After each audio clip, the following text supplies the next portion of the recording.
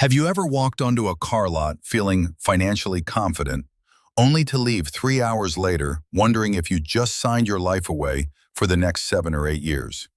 You are not alone. Right now, in 2026, the average American is paying over $740 every single month for their car payment. And that is before we even talk about insurance, gas, and the soul-crushing realization that their shiny new ride lost 20% of its value the moment they drove it off the lot.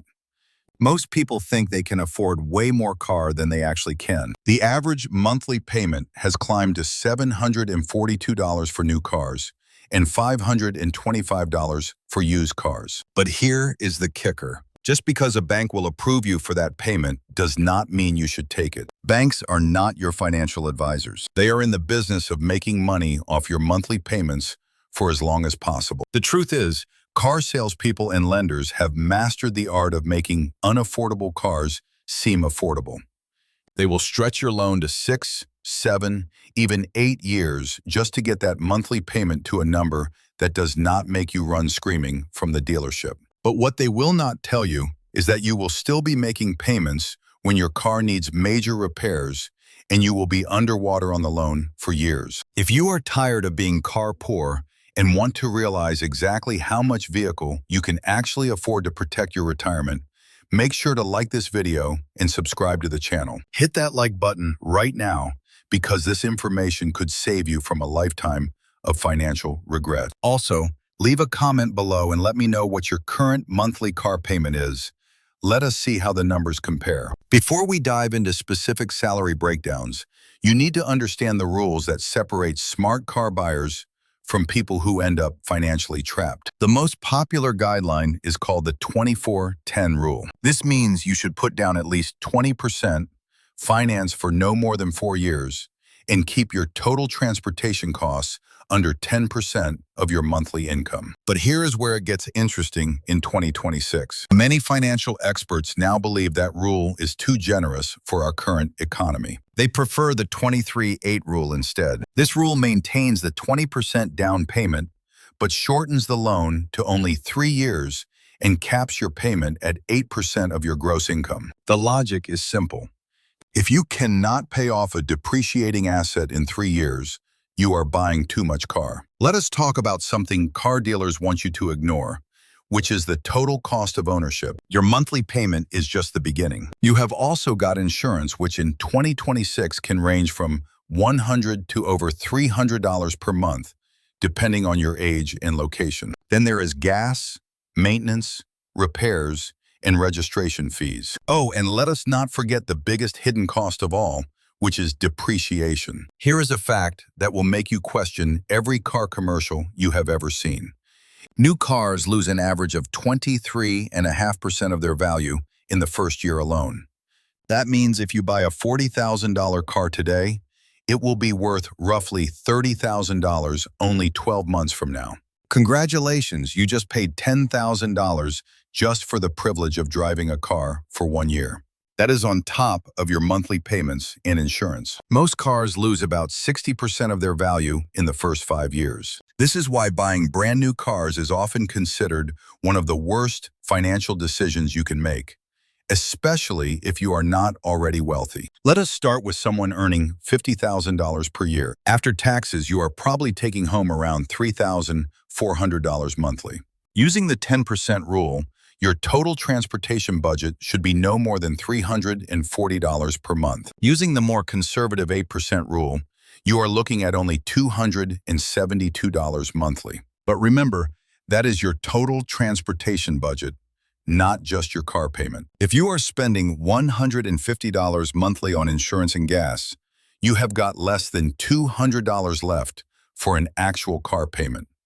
Let us be realistic about what this means. With a $150 monthly payment, 20% down, and a 5% interest rate over 4 years, you are looking at a car that costs around $8,000. I know what you are thinking. $8,000 does not buy much car these days. You are absolutely right.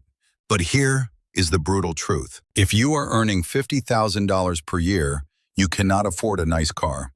You can only afford reliable transportation. There is a massive difference between the two, and understanding that difference will determine whether you build wealth or stay broke forever. Now, let us look at someone earning $75,000 annually. Your monthly take-home is probably around $5,100. Using the 10% rule, you can spend $510 monthly on transportation. The 8% rule gives you $408. After accounting for insurance and gas, you are looking at roughly $350 for a car payment. This means you are shopping for cars in the $15,000 to $16,000 range. At this salary level, you have more options, but you are still not shopping for luxury vehicles. The key is resisting the temptation to stretch your budget just because you qualify for a larger loan. Here is where many people making $75,000 make their first major mistake. They see that they can get approved for a $600 monthly payment and think that means they can afford it.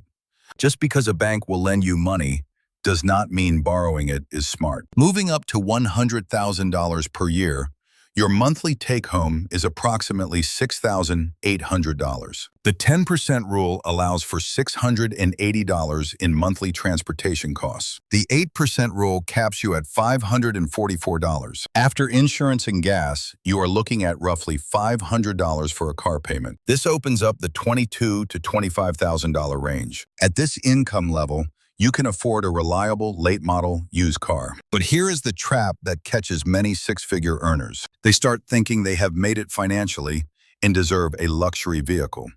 Suddenly, they are looking at high-end German car payments instead of Honda payments.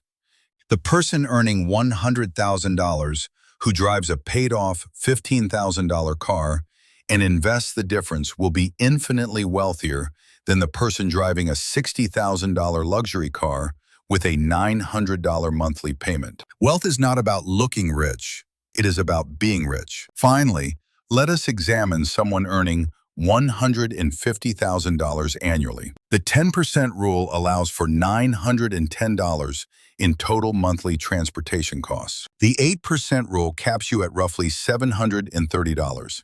This puts you in the $30,000 to $40,000 range for vehicle purchases. I know that sounds low for a high earner, but remember, just because you earn six figures does not mean you should volunteer to pay six figures in interest over your lifetime. The biggest mistake high earners make is lifestyle inflation. They assume that earning more money means they should spend more money on everything, including cars. But the wealthy understand that the goal is not to spend your money. The goal is to keep your money and make it work for you. The person driving the old Toyota Camry with 200,000 miles might actually be wealthier than the person cruising in the brand new Mercedes. Why? Because they understand that cars are wealth destroyers, not wealth builders. Let me paint you a picture of what happens to most people's finances when they ignore these guidelines. Meet Sarah, who earns $75,000 per year. She walks into a dealership and falls in love with a $40,000 SUV. The salesman tells her she qualifies for a $700 monthly payment over 7 years. Sarah thinks this sounds reasonable because she can technically afford the monthly check. But her total monthly transportation costs are now over $1,000 when you include insurance, gas, and maintenance. That is nearly 20% of her gross income, more than double what experts recommend. Sarah is now car poor. She looks successful on the outside while struggling financially on the inside. Fast forward 3 years, her SUV is worth about $25,000, but she still owes $30,000 on the loan. She is trapped in an underwater loan, owing more than the car is worth. Meanwhile, her coworker Mike, who also earns $75,000, bought a certified pre-owned car for $15,000. He put $3,000 down and financed $12,000 over only 3 years. His monthly payment is just under $400, and he will have it paid off completely while Sarah still has 4 years of payments remaining. Once Mike pays off his car, he continues making that same $400 payment to himself by investing it in an index fund. Over the next 10 years, assuming a conservative 7% return, That money grows to over $68,000. Mike built nearly $70,000 in wealth. Sarah just built a relationship with her mechanic. This is the hidden cost of buying too much car. It is the opportunity cost of all the money you could have been investing instead of sending it to the bank every month. What about people who claim they need a reliable car for work or family safety? You can find reliable, safe transportation within the guidelines we discussed. The difference is, you might be driving a 3-year-old Hyundai instead of a brand new Audi. Some of the most reliable cars on the road are also among the least expensive to own. Honda Civics and Toyota Corollas consistently rank among the most reliable vehicles. A 5-year-old large SUV with 100,000 miles will haul your entire family and cost a fraction of what a new one would. The key is separating needs from wants. Understanding this difference will save you literally hundreds of thousands of dollars over your lifetime. Let us talk about something that makes car buying even more dangerous for your wealth in 2026. Extended warranties, gap insurance, and paint protection. These products can add $50 to $100 to your monthly payment. Most of them are either unnecessary or overpriced. The dealer might tell you that gap insurance is essential, but if you put 20% down on a reasonable car, you will not need it. Dealers train their salespeople to make you feel like you are getting a deal, even when you are being financially destroyed. They will show you a monthly payment and ask if you can afford it. The question is not whether you can afford the payment. The question is whether making that payment is the best use of your money. Every dollar you spend on a car payment is a dollar that is not growing in an investment account. If you are paying an extra $200 per month for a fancier car, that is $200 that could be earning returns for the next 30 years. At a 7% annual return, that extra $200 per month becomes over $240,000 over 3 decades. Suddenly, those heated seats do not seem quite so appealing when you realize they might cost you $250,000 in lost wealth. Wealthy people drive reasonable cars not because they cannot afford better ones, but because they would rather use that money to buy assets like stocks or real estate. If you are a real estate agent who needs to project success, a well-maintained 3-year-old luxury car will project the same image as a brand new one, but at half the cost. The client sitting in the passenger seat cannot tell the difference between a car that is 6 months old and one that is 3 years old. If you are not already wealthy, you cannot afford to act like you are. Wealthy people can afford to make mistakes because they have the resources to absorb the losses. If you are still building your future, every dollar counts. Wasting money on expensive cars will keep you from ever achieving financial independence. Let us talk about financing terms, because this is where dealers love to play games with your brain.